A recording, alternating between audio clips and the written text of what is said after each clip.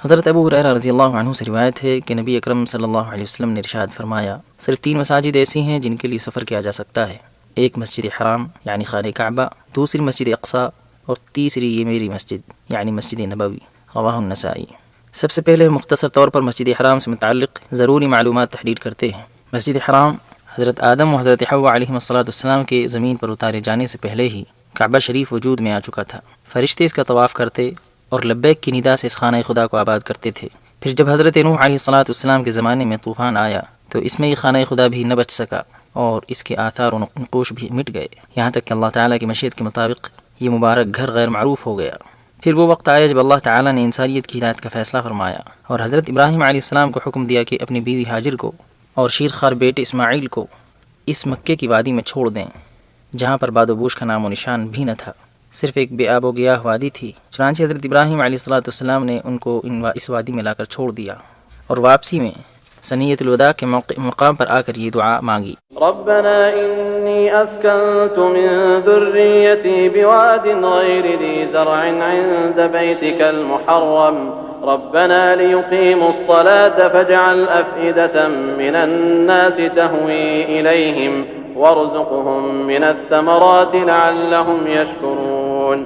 ان آیات کا ترجمہ ہے، میں نے اپنے اہل و عیال کو اس بے آب و گیاہ وادی میں آپ کے مبارک گھر کے پاس لا بسایا ہے، اے ہمارے رب، تاکہ یہ نماز قائم کریں، اس لیے آپ لوگوں کے دل ان کی طرف پھیر دیجیے اور ان کو پھلوں کی روزی عطا فرمائیے تاکہ یہ تیرا شکر ادا کریں۔ ادھر حضرت ابراہیم علیہ السلام نے یہ دعا کی، ادھر قبولیت کے طور پر زمزم کا چشمہ اما ہاجر اور حضرت اسماعیل کے لیے جاری ہو گیا۔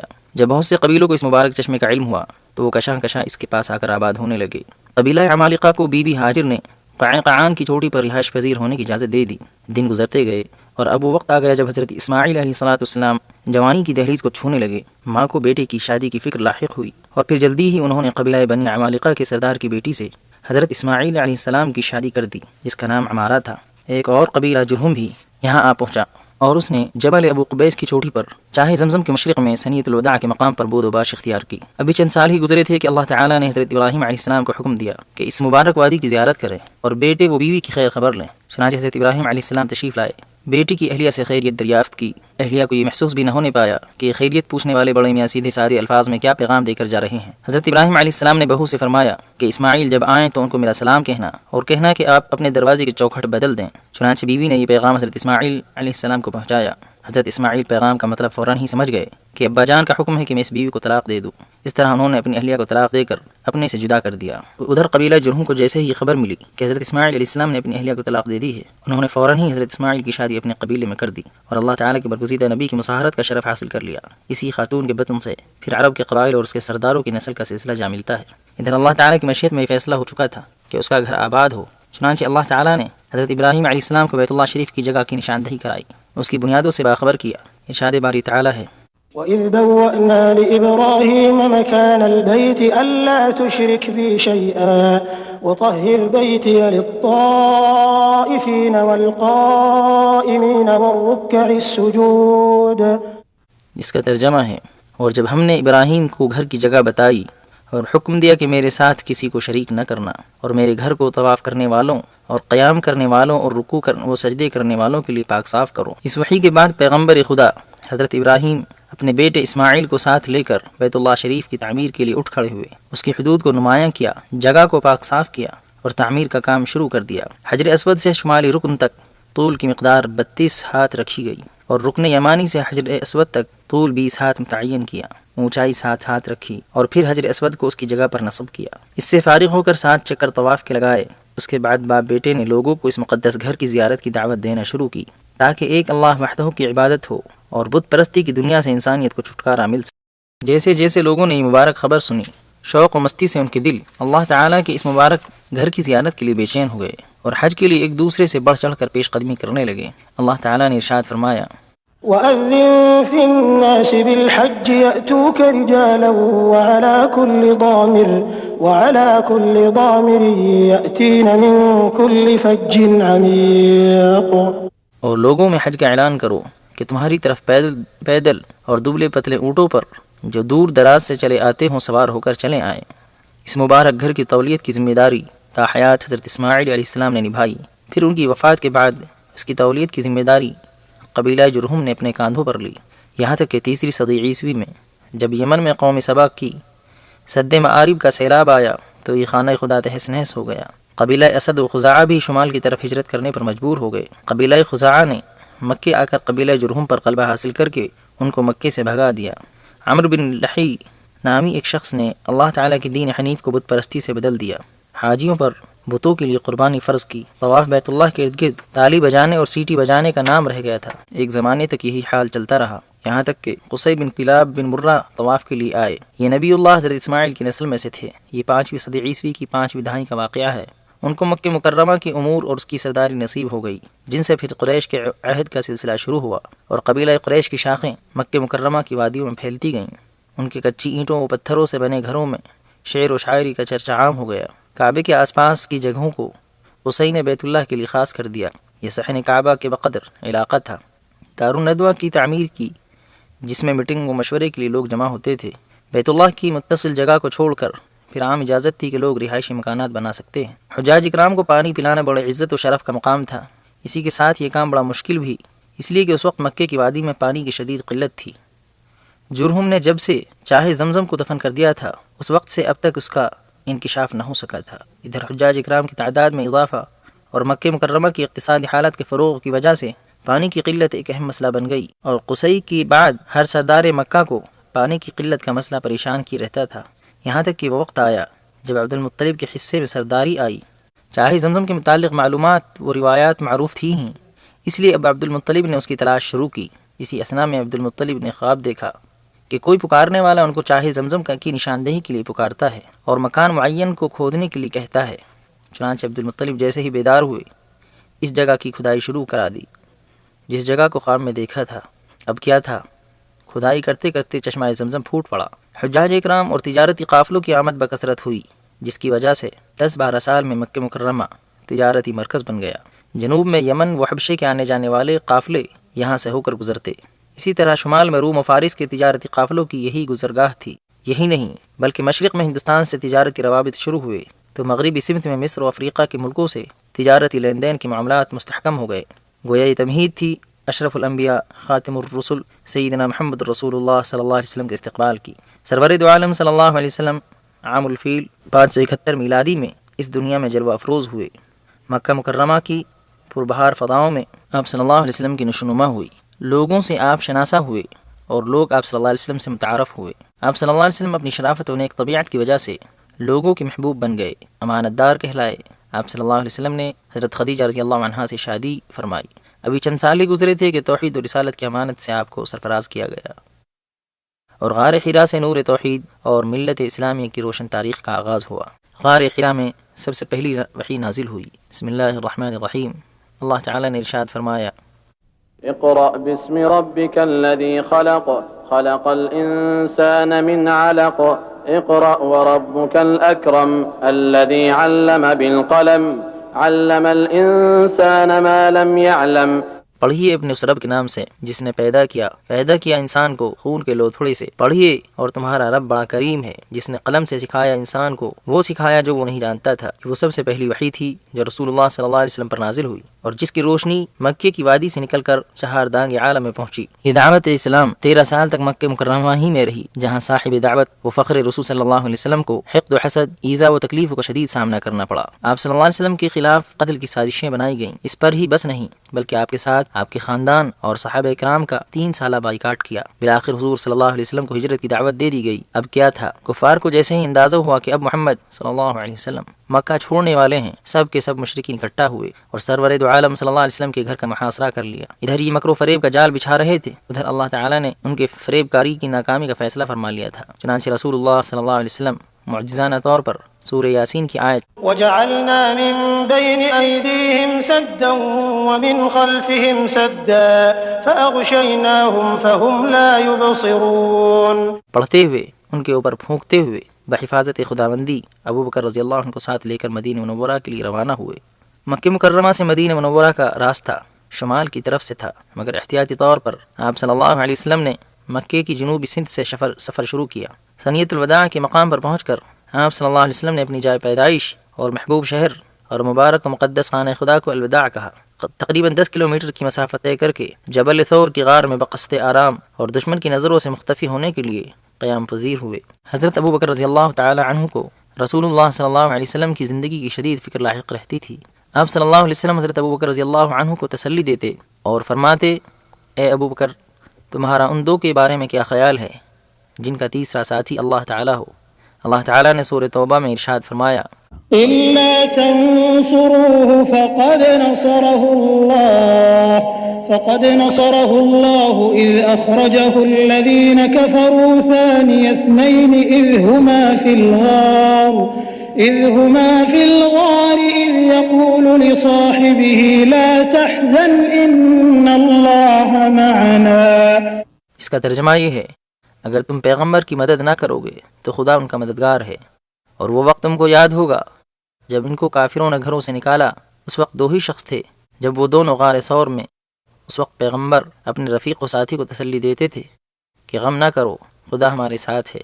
آپ صلی اللہ علیہ وسلم مدینہ تشریف لے آئے، مگر آپ کا دل برابر بیت اللہ شریف کی زیارت کے لیے مشتاق رہا۔ چنانچہ 6 سال بعد سن 6 ہجری میں آپ صلی اللہ علیہ وسلم 500 صحابہ اکرام کے ہمراہ عمرے کی غرض سے مکے کے لیے روانہ ہوئے۔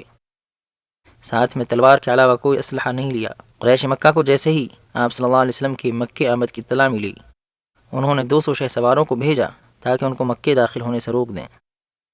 ادھر رسول اللہ صلی اللہ علیہ وسلم نے اپنے رفاقہ کو حکم دیا کہ وہ مکے کی مغربی جانب ثنیۃ المراد، جو حدیبیہ کا نشیب راستہ ہے، وہاں کا رخ کریں۔ اس طرح ان 200 شہ سواروں سے جنگ کی نوبت نہ آ سکی۔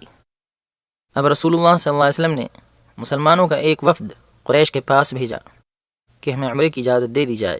اس وفد کی واپسی میں تاخیر ہوئی اور یہ خبر پھیل گئی کہ مسلمانوں کے وفد کو قتل کر دیا گیا۔ یہ خبر جیسے ہی ملی، رسول اللہ صلی اللہ علیہ وسلم نے حدیبیہ کے مقام پر ہی درخت رضوان کے نیچے مسلمانوں سے قریش سے جنگ کے لیے بیعت لی۔ تمام مسلمانوں نے اس بیعت میں حصہ لیا۔ جب قریش کو اس بیعت کا علم ہوا تو قریش کی آنکھیں کھلیں اور پھر قریش مکہ نے صلح کی پیشکش کی۔ رسول اللہ صلی اللہ علیہ وسلم نے اس پیشکش کو قبول فرما لیا اور مسلمان حدیبیہ سے واپس ہوئے، اس شرط پر کہ اگلے سال پھر عمرے کے لیے آئیں گے۔ اب 8ویں ہجری میں قریش نے عہد و پیمان توڑا، جس کی بنا پر رسول اللہ صلی اللہ علیہ وسلم نے 4 لشکروں کی تیاری کا حکم دیا۔ ایک لشکر مقدمے کے طور پر آگے روانہ کیا، دوسرے لشکر کو ہدایت تھی کہ وہ مکے کے نشیبی علاقے سے داخل ہو، تیسرے لشکر کو ہدایت دی کہ وہ مغربی سمت وعیکان پہاڑ کی چوٹی سے ہوتے ہوئے مکے میں داخل ہو، چوتھے لشکر کو حکم دیا کہ وہ جبل ہند کے سامنے سے ہوتے ہوئے مکے میں داخل ہو، نیز یہ حکم دیا کہ میرے لیے بیت اللہ کے سامنے ہی چوٹی پر علم گاڑ دیا جائے۔ بالآخر رسول اللہ صلی اللہ علیہ وسلم کو بغیر جنگ کے ہی فتح حاصل ہو گئی، امن و امان ہو گیا، خطرات کے بادل چھٹ گئے، بیت اللہ شریف کے حقیقی وارثین آ چکے تھے۔ مکہ مکرمہ توحید کی صداؤں سے گونج اٹھا، شرک و کفر کے جھوٹے خداؤں میں زلزلہ آ چکا تھا، مورتیاں لرزہ بر اندام تھیں۔ اب مکہ مکرمہ بت پرستی و شرک کی گندگی سے پاک ہو چکا تھا۔ کلمہ توحید لا الہ الا اللہ محمد رسول اللہ صلی اللہ علیہ وسلم کی صدائیں اب مکہ مکرمہ کی گلی کوچوں میں ضیاء پاشی کر رہی تھیں۔ حرم شریف کی حدود، جن کو حضرت جبریل علیہ السلام کی نشاندہی پر ابراہیم خلیل اللہ نے متعین کیا تھا، زمانے سے پامال ہو رہی تھیں۔ اب دوبارہ ان کی حرمت واپس آ گئی۔ غیر مسلموں کا داخلہ حدود حرم کے اندر ممنوع قرار دے دیا گیا۔ حرم کی حدود پر علامتی نشانیاں نصب کر دی گئیں۔ مکے کے شمال میں حرم کے حد تنعیم ہے، جس کا فاصلہ مکے سے 6 کلومیٹر ہے۔ شمال مشرق میں وادی نخلہ میں حدود حرم ہے، جو مکہ مکرمہ سے 14 کلومیٹر دور ہے۔ مکے کے جنوب میں ایک جگہ قضا ہے، یہاں پر حرم شریف کی حد ختم ہوتی ہے، اس کا فاصلہ مکے سے 12 کلومیٹر ہے۔ مغربی سمت میں حرم کی حد شمیسی کے مقام پر ہے، جہاں سے مکے کی مسافت 15 کلومیٹر ہے۔ مکہ مکرمہ کا ذکر قرآن پاک میں کئی ناموں سے آیا ہے۔ مکہ مکرمہ کے نام، مکے کے ناموں میں سے ایک نام البلد الحرام ہے، جیسا کہ سورہ نمل آیت نمبر 91 میں وارد ہوا ہے۔ اعوذ باللہ من الشیطان الرجیم، بسم اللہ الرحمن الرحیم۔ إنما أمرت أن أعبد رب هذه البلدة الذي حرمها وله كل شيء۔ أم القرى وهذا كتاب أنزلناه مبارك مصدق الذي بين يديه ولتنذر القرى. دوسرا نام البلد الامین بھی مذکور ہے۔ والتين والزيتون وطور سينين وهذا البلد الأمين. معاد. إن الذي فرض عليك القرآن لرادك إلى معاد. مکہ۔ وهو الذي كف أيديهم عنكم وأيديكم عنهم ببطن مكة. ایک نام بکہ بھی قرآن میں وارد ہوا ہے۔ إن أول بيت وضع للناس للذي ببكة مباركا وهدى للعالمين. سعودی دور حکومت آیا تو اس نے شہر مکہ کی خاص پلان کے تحت ترقیاتی کام شروع کیے، اس لیے کہ مسجد حرام کو جانے والے راستے اور گلیاں نہایت تنگ تھیں۔ مکہ مکرمہ کے ظاہری شکل کے لحاظ سے اور زمانے کی تبدیلی و ترقی کے نتیجے میں کیا مسائل و مشکلات آ سکتی ہیں، اس سے کوئی بھی مکے کی تاریخ کا شناسہ انکار نہیں کر سکتا۔ اس شہر کی حالت بالکل وادی کی مثل ہے، اس پر محیط پہاڑی چوٹیاں وادی ابراہیم، وادی طوا اور وادی فتح تک پھیلی ہوئی تھیں۔ اونچی وادی وادی محصر ہے۔ مکہ مکرمہ کا موسم خشک گرم ہے سال کے اکثر حصے میں، جس میں درجہ حرارت 30 سے 45 کے درمیان رہتا ہے۔ عمارتوں کے بلند ہونے کے باوجود راستے تنگ ہیں، اس لیے راستوں میں عموماً سارے دن سایہ رہتا ہے۔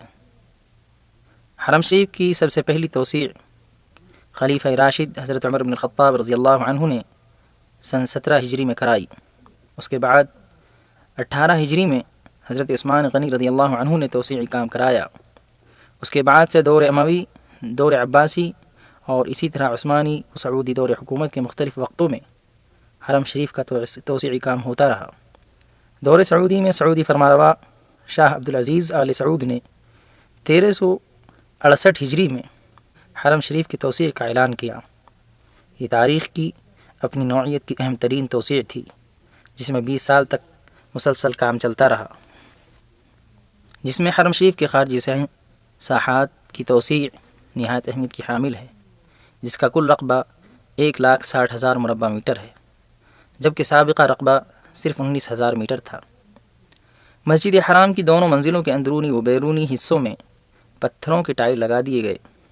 اسی کے ساتھ عثمانی دور کی ساری تعمیرات کو بھی اصلاح و ترمیم سے سنوارا گیا۔ نیز سعودی دور حکومت کی توسیع کو عثمانی توسیع سے ملا دیا۔ مطاف کی جگہ میں بھی توسیع کی گئی۔ اس اضافے کی مقدار 300 ہاتھ تھی۔ اس دفعہ مطاف میں سفید سنگ مرمر کا استعمال کیا گیا، جس کی خوبی یہ ہے کہ یہ گرمی کی تپش سے گرم نہیں ہوتا۔ زمزم کے کنویں تک پہنچنے کے لیے دروازے لگا دیے گئے۔ کعبہ شریف کا دروازہ تبدیل کیا گیا، جس میں خالص سونے کی پلیٹیں جڑی گئیں، جن کا وزن 286 کلو گرام ہے۔ اس عظیم توسیع میں صفا مروہ کے درمیانی جگہ یعنی مسعی بھی شامل تھی۔ سعی کرنے والوں کی سہولت کے پیش نظر دوسری منزل پر بھی مسعی یعنی سعی کرنے کی جگہ تیار کی گئی۔ خادم الحرمین شریفین شاہ فہد بن عبدالعزیز نے بھی اس عظیم الشان توسیع و تجدید میں خوب حصہ لیا۔ چنانچہ ان کے فرمان پر مسعی کے درمیانی حصے میں پل نما 6 گزرگاہیں بنائی گئیں۔ نمازیوں کی سہولت کے لیے دوسری منزل پر چڑھنے کے لیے بجلی کے زینے نصب کیے گئے۔ مسجد حرام کی چھت کو نماز کے قابل بنایا گیا تاکہ وقت ضرورت یہ چھت نماز کے لیے استعمال ہو سکے۔ عصر حاضر میں بدلتے ہوئے حالات اور نقل و حرکت اور مواصلات کی فراوانی اور سفری سہولتوں نے حجاج کی تعداد میں خاطر خواہ اضافہ کر دیا، یہاں تک کہ توسیع مذکورہ بھی تنگ پڑ گئی۔ اس لیے خادم الحرمین شریفین شاہ فہد بن عبدالعزیز نے ماہ صفر 1409 ہجری میں مزید توسیع کا فوری طور پر حکم دیا اور اس کی بنفس نفیس بنیاد رکھی۔ اس توسیع کی لاگت کا تخمینہ 6,800 ملین ریال تھا۔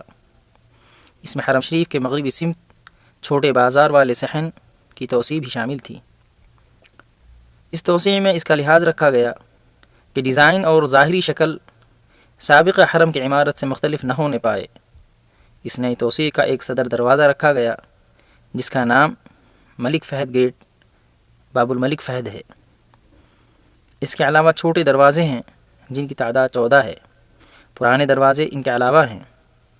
اس نئی توسیع میں 2 مینارے بھی بنائے گئے جن کی بلندی 180 میٹر ہے۔ یہ دونوں مینارے طرز تعمیر اور رنگ و روپ اور بلندی میں دوسرے قدیم 7 میناروں کی مشابہ ہیں۔ اس توسیع میں بجلی کے 2 زینے مزید لگائے گئے ہیں جن کے لیے مخصوص انداز کی عمارت تیار کی گئی ہے۔ ایک شمالی جانب ہے جبکہ دوسری جنوب کی سمت میں ہے۔ مسجد حرام کے خارجی صحن یعنی ساحات کو سفید پتھروں سے مزین کیا گیا ہے جس میں گرمی اثر انداز نہیں ہوتی۔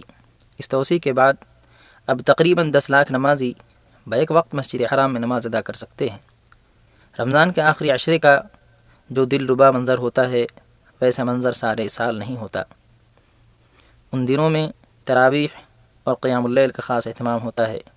لوگ خشوع و خضوع کے ساتھ اپنے رب کے حضور حاضر ہو کر بچشم نم دعا و استغفار کرتے ہیں اور مغفرت کے طالب ہوتے ہیں، اور بلا شبہ اللہ تعالیٰ کے سوا کون ہے جو مغفرت کر سکے؟ وَمَن يَغْفِرُ الذُّنُوبَ إِلَّا اللَّهُ۔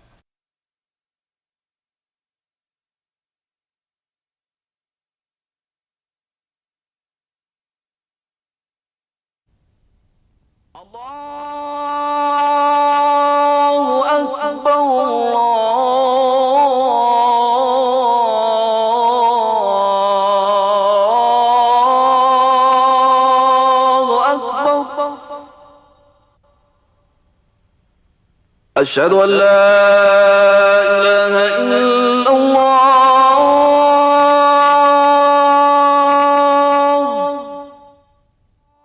اب ہم مختصراً مسجد اقصیٰ سے متعلق کچھ معلومات ریکارڈ کرتے ہیں۔ مسجد اقصیٰ کی تاریخ 5000 سال سے زیادہ پرانی ہے۔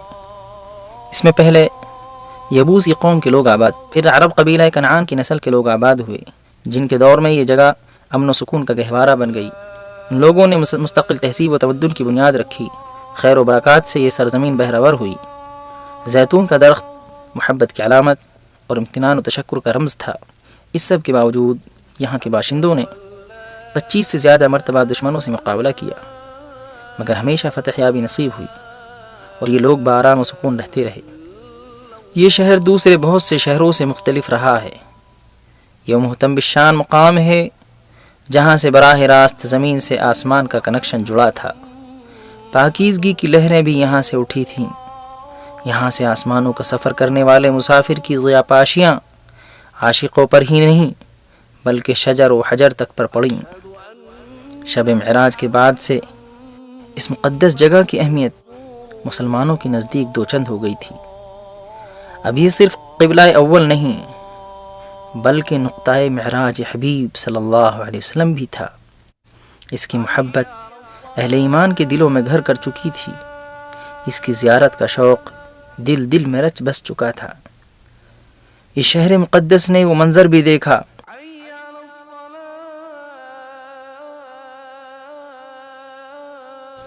جب 636 میلادی میں حضرت عمر بن الخطاب رضی اللہ عنہ نے یہاں کا سفر کیا اور آپ کو اس مبارک خانہ خدا کی چابیاں سپرد کی گئیں، جس کے بعد اسلامی عہد میں یہ ارض مبارک تہذیب و تمدن کے بام عروج کو پہنچ چکی تھی۔ اور ایسا کیوں نہ ہوتا، آخر اس کے فاتح اول رہبر اعظم حضرت محمد رسول اللہ صلی اللہ علیہ وسلم کی ذات اقدس روح رواں تھی۔ حدیث شریف میں فرمایا گیا، برابر ایک جماعت ایسی رہے گی میری امت میں سے جو حق کے علم بردار ہوگی، دشمنوں پر غالب رہے گی، مخالف ان کو نقصان نہیں پہنچا سکتا۔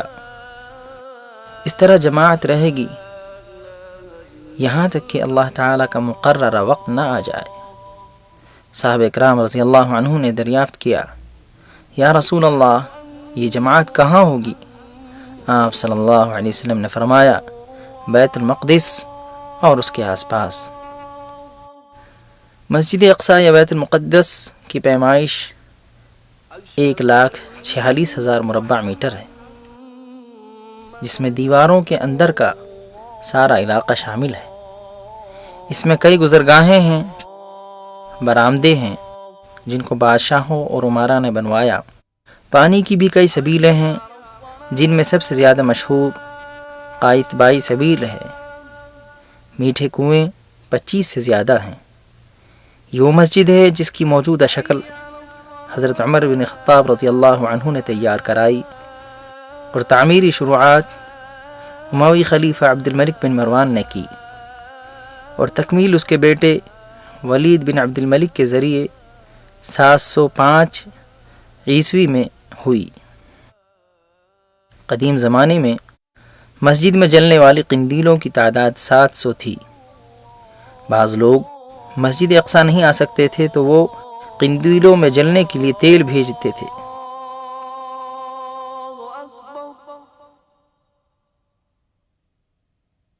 أشهد أن لا إله إلا الله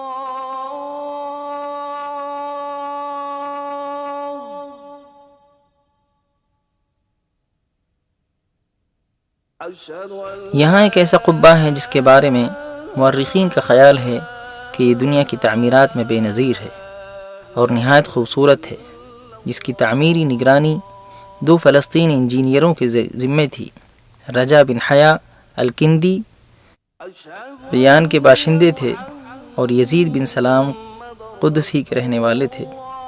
یہ 691 عیسوی کا واقعہ ہے جو عبد الملک بن یہ 691 عیسوی کا واقعہ ہے جو عبد الملک بن مروان کا زمانہ ہے۔ اس دور میں اموی سلطنت کا شعار ترازو تھا۔ قرآن کا دل سورہ یاسین شریف مسجد اقصی میں نہایت عمدہ طریقے پر کندہ کی گئی ہے۔ مسجد اقصی کے 10 دروازے ہیں۔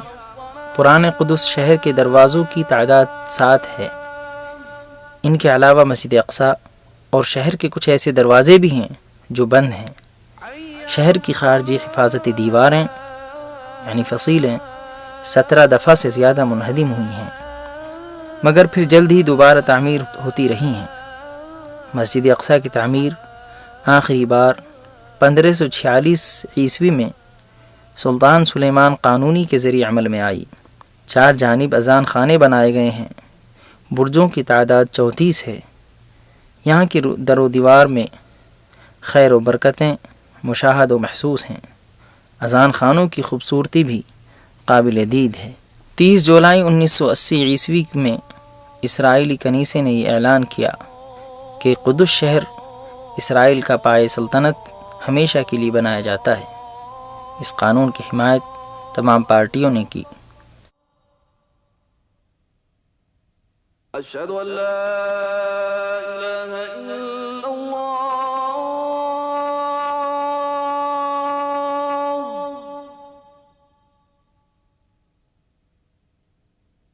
أشهد أن لا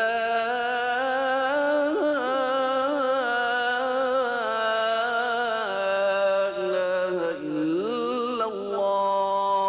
سندافع عن المدينة الثالثة في الإسلام بكل ما تستطيع ولن تبخل عليها بدم. ہم مسلمان اسلام کے اس تیسرے مقدس و محترم شہر کی مدافعت کرتے رہیں گے، اس کے لیے چاہے جو بھی قربانی دینی پڑے۔ اس 100 سالہ دور میں مسجد اقصی کو دفتروں کے طور پر اور قبہ صخرہ کو کنیسہ کے طور پر استعمال کیا جا رہا ہے۔ مروانی مصلی کو استبل بنا دیا گیا ہے۔ اذان کی آوازوں سے مسجد اقصی محروم ہو چکی ہے۔ اللہ کرے وہ دن آئے جب اس مقدس شہر کو کوئی مرد مجاہد غاصب یہودیوں کے چنگل سے آزاد کرائے، جس طرح سلطان صلاح الدین ایوبی نے معرکہ حطین کے بعد 1187 عیسوی میں اس کو آزاد کرایا۔ توحید کا علم بلند ہوا اور فاتح لشکر محمدی کے ساتھ یہاں پھر ایک مدت کے بعد صلاح الدین نے اپنے رب کے حضور جبین نیاز کو جھکایا۔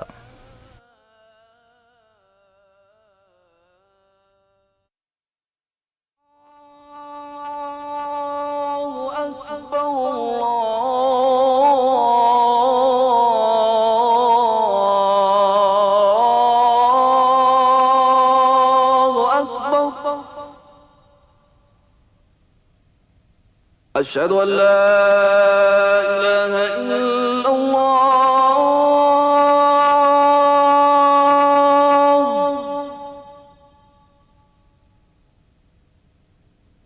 أشهد أن لا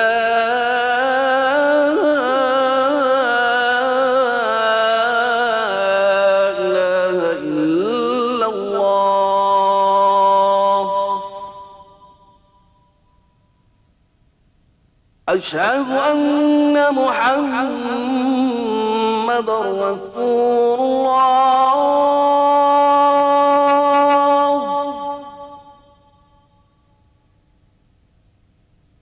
أشهد أن محمد رسول الله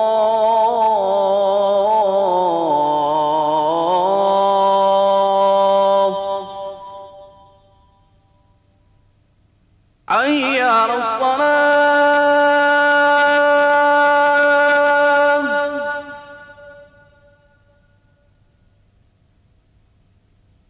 حي على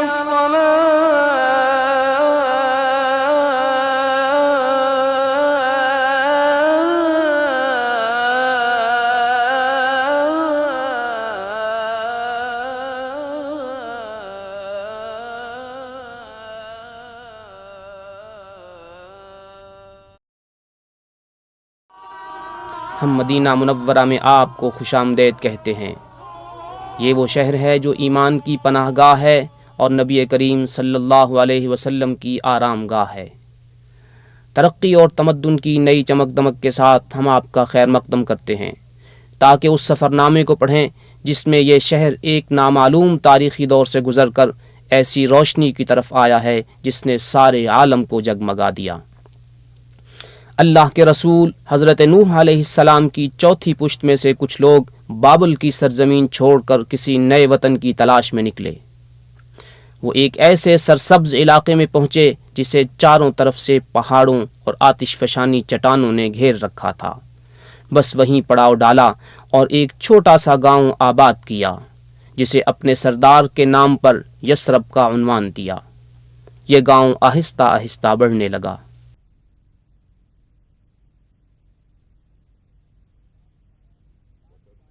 بعض روایات میں ہے کہ ہجرت نبوی سے 2300 سال پہلے قوم عمالیق نے اس میں بسیرا کیا اور ہجرت سے 1200 سال پہلے یہ علاقہ معینی سلطنت کا حصہ رہا۔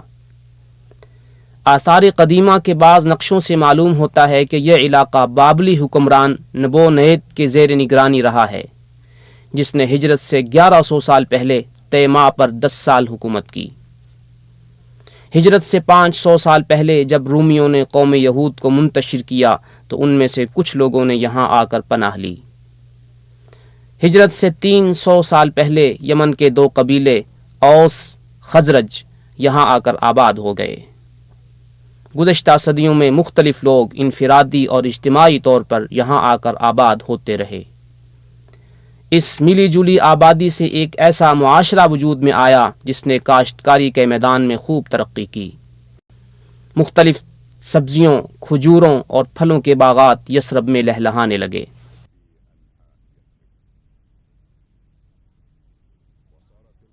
شام اور یمن کے درمیان آنے جانے والے تجارتی قافلے یہاں سے گزرتے اور زاد راہ کے طور پر پینے کا پانی اور شیریں کھجور ہمراہ لیتے اور اہل یثرب کے ساتھ تجارتی لین دین بھی کرتے۔ ہجرت سے 120 سال پہلے اوس و خزرج کے درمیان جنگ چھڑ گئی۔ باہمی دشمنی اور انتقامی جذبات نے اس چنگاری کو سلگائے رکھا اور یہودی سازشیں اسے بھڑکاتی رہیں۔ زندگی کا نظام درہم برہم ہو گیا اور لوگوں نے ان حالات سے چھٹکارا حاصل کرنے کے لیے متبادل رستہ تلاش کرنا شروع کیا۔ ہجرت سے 3 سال قبل امید کی کرن پھوٹی جب موسم حج کے دوران قبیلہ خزرج کے چند آدمیوں کی ملاقات نبی اکرم صلی اللہ علیہ وسلم سے ہوئی۔ آپ نے انہیں اسلام کی دعوت دی اور قرآنی آیات کی تلاوت فرمائی۔ یہ سن کر وہ آپس میں کہنے لگے، اللہ کی قسم، یہ تو وہی نبی معلوم ہوتے ہیں جن کا حوالہ دے کر یہودی ہمیں دھمکاتے رہتے ہیں۔ کہیں ایسا نہ ہو کہ وہ تم سے پہلے آپ پر ایمان لے آئیں۔ انہوں نے آپ سے عرض کیا کہ ہم اپنی قوم کو باہمی جنگ و جدال کی ایسی حالت میں چھوڑ کر آئے ہیں کہ شاید ہی کسی اور قوم کی یہ کیفیت ہو سکتا ہے کہ آپ کے ذریعے اللہ تعالیٰ ان میں یکجہتی اور صلح کرا دے۔ پھر انہوں نے اسلام قبول کیا اور یثرب لوٹ گئے۔ آئندہ سال خزرج کے 10 اور اوس کے 2 آدمیوں نے آپ صلی اللہ علیہ وسلم سے ملاقات کی، اسلام لائے اور آپ کے ہاتھ پر پہلی بیعت عقبہ کی۔ نبی اکرم صلی اللہ علیہ وسلم نے ان کے ہمراہ حضرت مصعب بن عمیر رضی اللہ عنہ کو بھیجا کہ وہ اہل یثرب کو گھر جا جا کر اسلام کی دعوت دیں۔ ان کے ہاتھ پر بہت سے لوگ ایمان لائے، جن میں اوس و خزرج کے بعض سردار بھی تھے۔ اس سے اگلے سال موسم حج میں یثرب کے 70 آدمی نبی اکرم صلی اللہ علیہ وسلم کی خدمت میں حاضر ہوئے اور دوسری بیعت عقبہ کی۔ نیز آپ صلی اللہ علیہ وسلم اور تمام مسلمانوں کو ہجرت کر کے یثرب آنے کی پیشکش کی تاکہ سب مل کر اسلامی معاشرہ تشکیل دیں۔ چنانچہ مسلمان یثرب کی طرف ہجرت کرنے لگے۔ پھر رسول اکرم صلی اللہ علیہ وسلم بھی حضرت ابوبکر صدیق رضی اللہ عنہ کے ہمراہ تشریف لائے۔ یثرب کے افق پر آفتاب رسالت طلوع ہوا اور یثرب کی کایا پلٹ گئی۔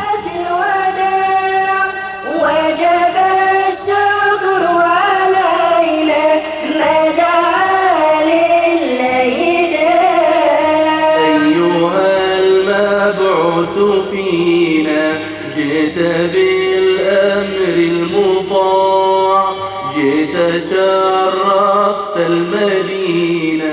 یہاں ہر چیز میں تبدیلی رونما ہوئی۔ اس کا نام یثرب سے مدینہ ہو گیا۔ اسے مزید ایسے نام عطا ہوئے جو اس کی شان و عظمت کو اجاگر کرتے ہیں، مثلا طیبہ، طابہ، الدار۔ لوگوں کے عقیدے تبدیل ہوئے اور وہ بت پرستی سے اسلام کی طرف آ گئے۔ مسجد نبوی اسلامی تعلیمات اور اسلامی قیادت کا مرکز بن گئی۔ یہاں سے شرک کا قلع کما کرنے اور کلمہ توحید کا بول بالا کرنے کے لیے جنگی دستے بھیجے جانے لگے۔ ہجرت کے دوسرے سال مدینہ منورہ سے 160 کلومیٹر کے فاصلے پر غزوہ بدر کا معرکہ ہوا، جہاں مشرکین مکہ کو زبردست شکست ہوئی اور ان کے بہت سے لیڈر قتل ہوئے۔ اس شکست کا انتقام لینے کے لیے کفار مکہ نے شوال 3 ہجری میں مدینہ منورہ کی طرف پیش قدمی کی اور احد پہاڑ کے دامن میں غزوہ احد کا معرکہ ہوا۔ مسلمانوں نے خوب داد شجاعت دی اور ان میں سے 70 آدمیوں نے جام شہادت نوش کیا، جن میں نبی اکرم صلی اللہ علیہ وسلم کے چچا حضرت حمزہ رضی اللہ عنہ بھی ہیں۔ پھر مشرکین مکہ واپس لوٹ گئے۔ مشرکین کے ساتھ مختلف مقامات پر معرکہ آرائی کا سلسلہ جاری رہا۔ بالآخر قریش نے دیگر قبائل کو ساتھ ملا کر مسلمانوں کے خلاف فیصلہ کن جنگ لڑنے کا پروگرام بنایا۔ سن 5 ہجری میں مدینہ منورہ کی طرف پیش قدمی کی۔ مسلمانوں نے خندق کھود کر مدینہ منورہ کو محفوظ کر لیا۔ مشرکین نے مدینہ منورہ کا محاصرہ کیا اور کئی بار کوشش کی کہ خندق عبور کر کے مسلمانوں پر حملہ آور ہوں، مگر ہر بار مسلمانوں نے ان کا حملہ پسپا کر دیا۔ بالآخر اللہ تعالیٰ نے مشرکین پر تیز و تند ہوا بھیج دی، جس سے وہ ناکام و نامراد واپس ہوئے۔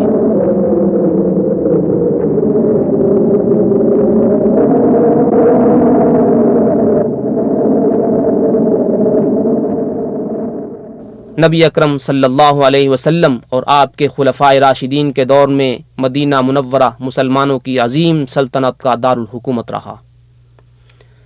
لوگ آپ صلی اللہ علیہ وسلم اور آپ کے خلفائے راشدین سے ملاقات کا شرف حاصل کرنے کے لیے مدینہ منورہ میں حاضر ہوتے۔ یہاں پہنچ کر مسجد نبوی میں نماز ادا کرتے اور بارگاہ رسالت میں سلام پیش کرتے۔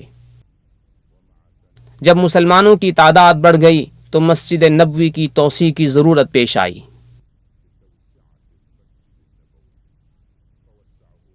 چنانچہ سن 7 ہجری میں نبی اکرم صلی اللہ علیہ وسلم نے اس کی توسیع فرمائی۔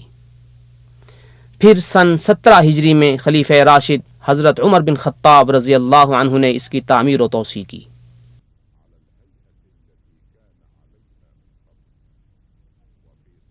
سن 30 ہجری میں حضرت عثمان ابن عفان رضی اللہ عنہ نے منقش پتھروں سے اس مسجد کی تعمیر و توسیع کی۔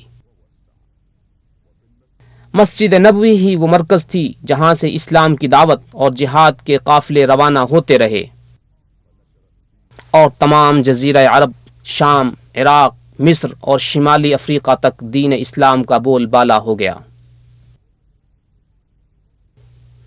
اموی خلافت میں دارالحکومت دمشق منتقل ہو گیا۔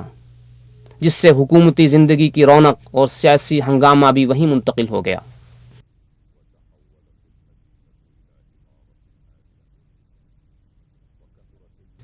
دوسری طرف مدینہ منورہ میں زرعی ترقی اس قدر ہوئی کہ وادی عقیق کے کنارے پر مکان بنانے کے لیے کوئی جگہ باقی نہ رہی۔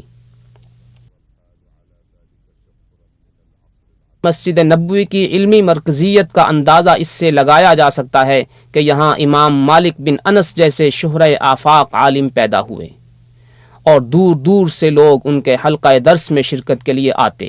انہی میں سے امام شافعی بھی ہیں۔ پہلی اور دوسری صدی میں رونما ہونے والے بعض افسوسناک واقعات سے قطع نظر مدینہ منورہ کا عمومی ماحول نہایت پرسکون رہا اور یہاں علمی چہل پہل رہی۔ لوگ بڑے اہتمام کے ساتھ مسجد نبوی میں نماز ادا کرنے اور بارگاہ رسالت میں سلام پیش کرنے آتے رہے۔ دوسری صدی میں خلیفہ مہدی عباسی نے مسجد نبوی کی مرمت اور توسیع کا حکم دیا۔ تیسری صدی ہجری میں زندگی کے بعض شعبوں میں انحطاط شروع ہوا اور آبادی سکڑنے لگی۔ وادی عقیق کے محلات ویران ہو گئے، زراعت کم ہو گئی، بد امنی عام ہو گئی اور قافلوں پر حملے ہونے لگے۔ اس صورتحال کو سنبھالا دینے کے لیے سن 263 ہجری میں مدینہ منورہ کے ارد گرد فصیل بنائی گئی۔ پھر مختلف اوقات میں اس کی ترمیم و توسیع کا سلسلہ جاری رہا۔ 10ویں صدی ہجری تک مدینہ منورہ کے عمومی حالات میں مسلسل اتار چڑھاؤ ہوتا رہا۔ سن 578 ہجری میں صلیبی جنگیں عروج پر تھیں کہ ایک صلیبی کمانڈر ارناط نے اپنی فوج کا ایک دستہ روانہ کیا جو نہایت خفیہ طریقے سے بحری رستوں سے ہوتا ہوا یمبو کے ساحل پر اترا اور وہاں سے خشکی کے راستے سے مدینہ منورہ کی جانب بڑھنے لگا۔ سلطان صلاح الدین ایوبی کو خبر مل چکی تھی اور اس کی فوجیں اس دستے کا تعاقب کر رہی تھیں۔ بالآخر مدینہ منورہ سے ایک رات کی مسافت پر ایوبی فوج نے صلیبی دستے کو گھیر لیا اور ان میں سے اکثر کو قتل کر کے باقی کو گرفتار کیا۔ 5 رجب سن 654 ہجری میں مدینہ منورہ کے مشرق میں ایک بہت بڑا آتش فشاں پھٹا جس کا لاوا ایک ندی کی شکل میں مغربی مدینہ منورہ کی طرف بہنے لگا، مگر اللہ کی قدرت سے مدینہ کے قریب پہنچ کر شمالی طرف مڑ گیا۔ تقریباً 3 ماہ تک مسلسل یہ لاوا جلتا رہا۔ سن 886 ہجری میں آسمانی بجلی گرنے سے مسجد نبوی کی عمارت آگ کی زد میں آ گئی اور اس کا اکثر حصہ جل گیا، البتہ حجرہ شریفہ محفوظ رہا۔ سلطان قائتبائی نے عصر نو مسجد کی تعمیر کی، نیز مختلف مدارس اور مسافر خانے بنوائے جہاں علماء، طلباء اور جوار رسول کے شائقین رہنے لگے۔ 10ویں صدی ہجری سے مدینہ منورہ میں عثمانی دور کا آغاز ہوا جو 400 سال تک باقی رہا۔ اس دوران مدینہ منورہ میں جو تبدیلیاں رونما ہوئیں ان میں سے خاص یہ ہیں۔ مدینہ کے گرد فصیل کی تجدید ہوئی اور ایک وسیع اور محفوظ قلعہ تعمیر ہوا۔ بدامنی کی روک تھام کے لیے ایک فوجی دستہ متعین کیا گیا جس سے امن و امان کی صورتحال بہتر ہوئی، مگر کچھ عرصہ بعد فوجی قیادت میں اقتدار کی رسا کشی ہونے لگی، انتظامی ادارے کمزور ہو گئے، بد امنی پھیلنے لگی اور قافلوں پر حملوں کا سلسلہ پھر زور پکڑ گیا۔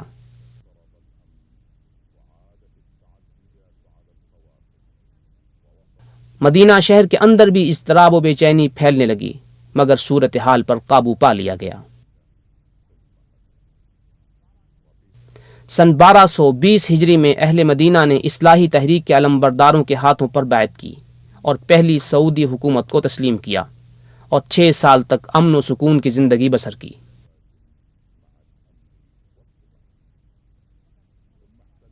مگر محمد علی پاشا کے بیٹے توسون پاشا نے مدینہ منورہ پر دوبارہ قبضہ کر کے اسے حکومت عثمانیہ میں ضم کر لیا۔ سن 1265 ہجری میں مسجد نبوی کی تعمیر و توسیع کا کام شروع ہوا جو 12 سال تک جاری رہا اور مسجد نبوی کی حسین و جمیل عمارت مکمل ہوئی۔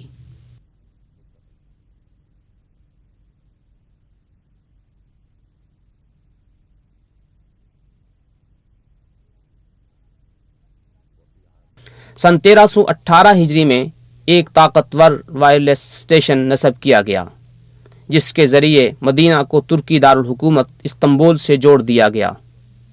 نیز مدینہ منورہ سے دوسرے شہروں کے ساتھ رابطہ بھی ممکن ہو گیا۔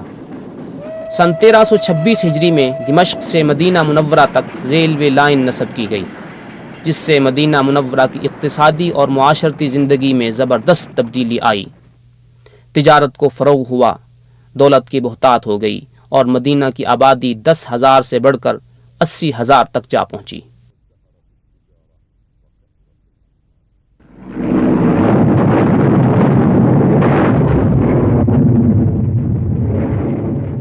سن 1334 ہجری میں مدینہ منورہ میں ایک پرآشوب دور کا آغاز ہوا۔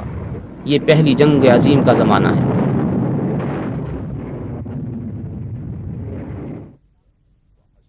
خلافت عثمانیہ کے ایک فوجی جرنیل فخری پاشا نے مدینہ منورہ میں بھاری فوج جمع کی اور مدینہ کے ارد گرد مورچہ بندی کر لی اور شریف حسین کی فوج کا مقابلہ کیا۔ جنگی حالات کے پیش نظر اس نے پہل لوگوں کو رضاکارانہ طور پر مدینہ سے نکل جانے کو کہا، مگر بالآخر یہاں کی اکثریت کو نقل مکانی پر مجبور کر دیا۔ باقی ماندہ لوگوں کو 3 سال سے زیادہ ناکہ بندی، غلے کی کمی اور انتہائی مہنگائی کا سامنا کرنا پڑا۔ سن 1337 ہجری میں خلافت عثمانیہ کا خاتمہ ہو گیا اور اس کی فوجیں اس علاقے سے نکل گئیں۔ زمام حکومت شریف ہاشمی نے سنبھال لی۔ یوں اہل مدینہ کو جنگی صورتحال سے نجات ملی، البتہ شہر کی آبادی 15,000 رہ گئی۔ حالات معمول پر آئے لیکن تھوڑے ہی دنوں بعد اقتصادی صورتحال خراب ہو گئی۔ ہنگامے اور فتنے دوبارہ شروع ہو گئے۔ انتظامیہ کی گرفت کمزور پڑ گئی۔ خصوصاً حالات اس وقت اور زیادہ خراب ہو گئے جب ہاشمی حکومت کا سعودی فوج سے ٹکراؤ ہوا جو پیش قدمی کرتے ہوئے مدینہ منورہ کے قریب پہنچ چکی تھی۔ اب نجات کی یہی ایک صورت تھی کہ توحید کا راستہ اختیار کیا جائے جس کی قیادت ملک عبدالعزیز بن عبد الرحمن آل سعود کر رہے تھے، جنہوں نے اس ملک کی مختلف ریاستوں کو ملا کر ایک وسیع اور مضبوط حکومت کی بنیاد ڈالی تھی۔ 19 جمادی الاولیٰ 1344 کو اہل مدینہ کے ایک وفد نے باضابطہ طور پر ملک عبدالعزیز کے ہاتھ پر بیعت کا اعلان کیا۔ یہ مدینہ منورہ کی تاریخ کا ایک اہم موڑ تھا جہاں سے ایک نئے اور خوشگوار دور کا آغاز ہوا جو امن و استحکام اور ترقی کا دور ہے۔ 23 ربیع الثانی سن 1345 ہجری میں ملک عبدالعزیز نے مدینہ منورہ کی زیارت کی اور اہل مدینہ اور مختلف قبائل اور ان کے نمائندوں سے ملاقاتیں کی۔ سن 1370 ہجری میں ملک عبدالعزیز نے مسجد نبوی کی توسیع کا حکم دیا، چنانچہ مسجد نبوی کے قرب و جوار کی زمینیں خرید لی گئیں اور مسجد کے شمالی دالانوں کو گرا کر دوبارہ تعمیر کیا گیا اور مسجد میں 6,000 مربع میٹر کا اضافہ ہوا۔ مسجد کی پرشکوہ عمارت تیار ہو گئی جس کے وسیع دالانوں میں ہزاروں نمازیوں کی گنجائش تھی۔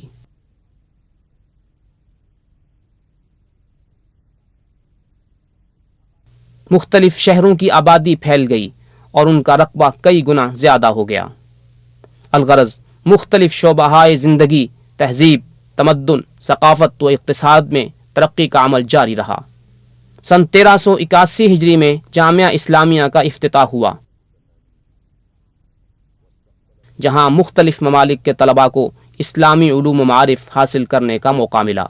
اس طرح ملک عبدالعزیز یونیورسٹی، امام محمد بن سعود اسلامی یونیورسٹی اور ان سے منسلک متعدد شاخیں اور کالج قائم ہوئے۔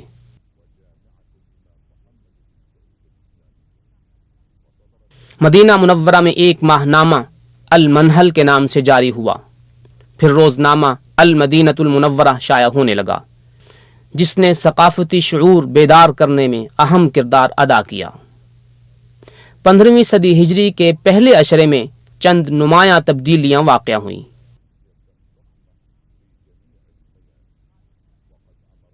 خادم حرمین شریفین ملک فہد بن عبدالعزیز نے مدینہ منورہ کی تعمیر و ترقی کے لیے ایک وزارتی کمیٹی تشکیل دی اس اقدام کی وجہ سے تعمیراتی میدان میں ترقی ہوتی چلی گئی۔ حرم نبوی کی تعمیر و توسیع ہوئی اور مرکزی علاقے کی تنظیم نو جیسے بڑے بڑے پروگرام شروع ہوئے۔ 15 صفر سن 1405 ہجری میں خادم حرمین شریفین ملک فہد بن عبدالعزیز نے مسجد نبوی کی تعمیر و توسیع کا سنگ بنیاد رکھا اور اس عظیم الشان تعمیراتی منصوبے کا آغاز ہوا۔ مسجد نبوی کے ارد گرد قریبی علاقے خرید لیے گئے اور ان کے مالکان کو دریا دلی کے ساتھ معاوضہ دیا گیا۔ پھر ایک طویل کارروائی کے ذریعے تمام مکانات گرائے گئے، گہری بنیادیں کھودی گئیں، بھاری کرین نصب کیے گئے اور عمارت کی تعمیر شروع ہو گئی۔ باجماعت نماز میں کسی خلل اندازی کے بغیر مسجد نبوی کا تعمیراتی پروگرام 9 سال تک جاری رہا۔ مدینہ منورہ کے امیر شہزادہ عبد المجید بن عبدالعزیز کی نگرانی کے سبب یہ عظیم منصوبہ اپنے اعلیٰ معیار کے مطابق بہت جلد مکمل ہوا۔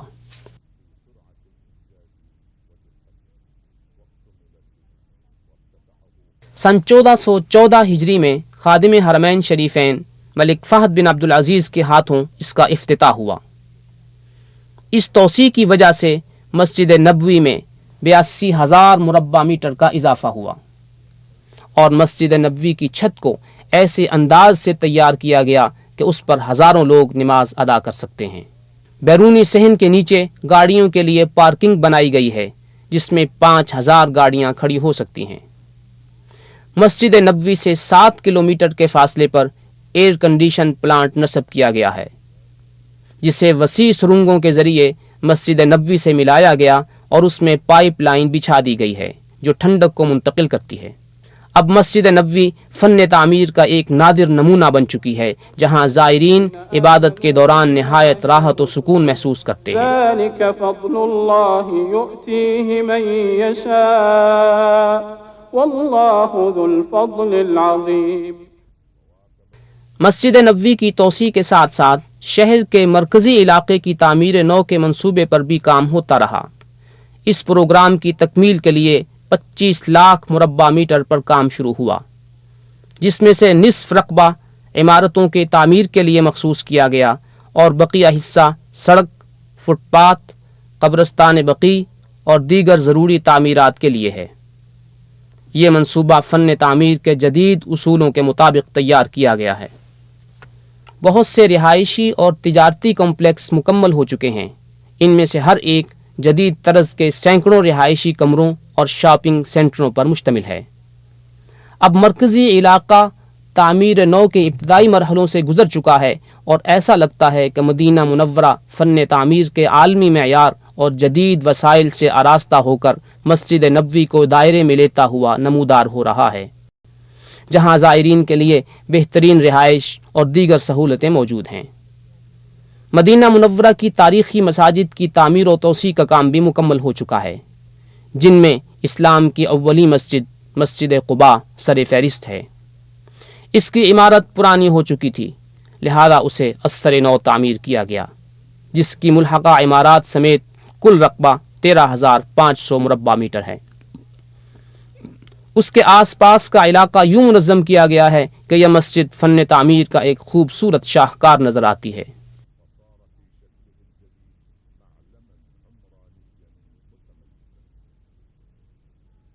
مسجد أسس على التقوى من أول يوم أحق أن تقوم فيه رجال يحبون أن يتطهروا والله يحب المطهرين۔ مدینہ منورہ کے میقات ذوالحلیفہ میں بھی ایک چھوٹی سی تاریخی مسجد تھی جہاں سے حج و عمرے کا احرام باندھتے ہیں۔ خادم حرمین شریفین نے اس کی تعمیر و توسیع کا حکم دیا۔ یہ مسجد اس انداز سے تعمیر کی گئی ہے کہ اس کے ارد گرد احرام باندھنے کے علاوہ دیگر ضروری سہولتیں موجود ہیں۔ یہ منصوبہ 90,000 مربع میٹر پر مکمل ہوا۔ اس مسجد میں 5,000 نمازیوں کی گنجائش ہے۔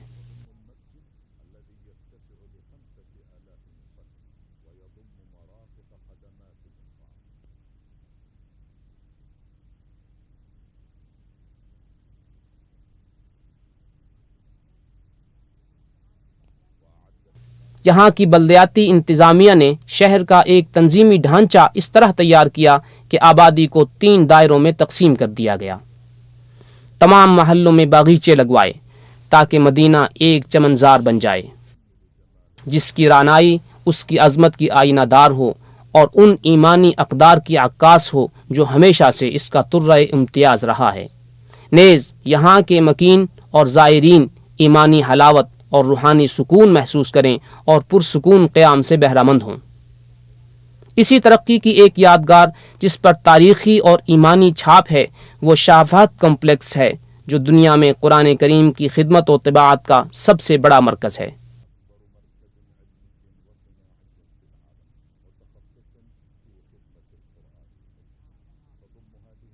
جہاں علماء، محققین اور قراء کی ایک جماعت قرآن کریم کی کتابت اور طباعت کی نگرانی کرتی ہے. اس ادارے میں طباعت سے متعلق جدید ترین آلات موجود ہیں اور دنیا کی مشہور زبانوں میں قرآن کریم کا ترجمہ شائع ہوتا ہے. اس میں ریکارڈنگ کا ایک مستقل شعبہ ہے جہاں مختلف قراءتوں میں آڈیو کیسٹ تیار کی جاتی ہیں اور اب تک مختلف قراء کی آواز میں لاکھوں سیٹ تیار ہو کر تقسیم ہو چکے ہیں.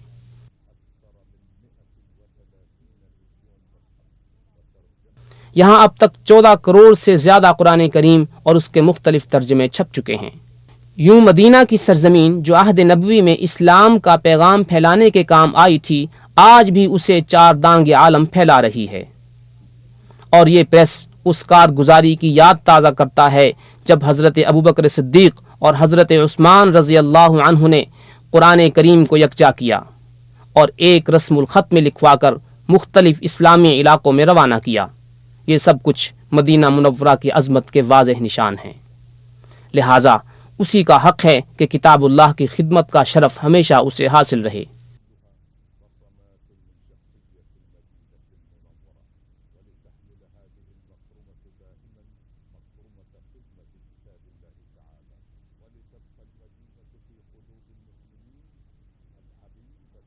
مدینہ منورہ ہر مسلمان کو دل و جان سے پیارا اور عزیز رہے گا کیونکہ اللہ کے رسول صلی اللہ علیہ وسلم کی یہ دعا قبول ہو چکی ہے.